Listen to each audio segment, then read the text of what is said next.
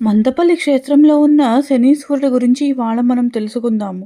పురాణ కాలంలో శని భూలోకంలో సంచరిస్తున్న సమయంలో ఇద్దరు బ్రహ్మరాక్షసులు ప్రజలను బాధించడం చూసి ఆ రాక్షసులిద్దరిని సంహరించి ప్రజలను రక్షించి శని దేవలోకానికి వెళ్ళగా ఆయనకి దేవలోక ప్రవేశ అర్హత లేదని, బ్రహ్మరాక్షసులను చంపినందువలన బ్రహ్మహత్యా పాతకం మహాపాతకం వచ్చిందని, ఆ దోష నివారణకు ఆ బ్రహ్మరాక్షసులను సంహరించిన ప్రదేశంలో శివలింగం ప్రతిష్ఠ చేస్తే ఆ దోషం పోతుందని చెప్పగా శని ఆ ప్రదేశంలో ఒక శివలింగాన్ని ప్రతిష్ఠిస్తారు.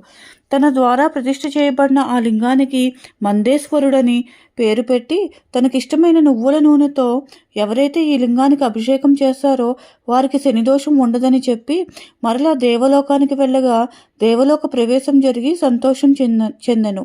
ఆ బ్రహ్మరాక్షసులను సంహరించడం వలన శివలింగానికి శని ప్రతిష్ఠించిన ఆనాటి అరణ్య ప్రదేశమే నేటి మందపల్లి క్షేత్రము.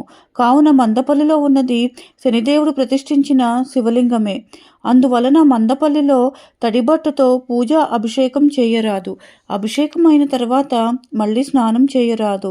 ఏళ్నాటి శని దోషాలతో బాధపడుతున్న వారు ఈ క్షేత్రాన్ని దర్శిస్తే చాలా మంచిది.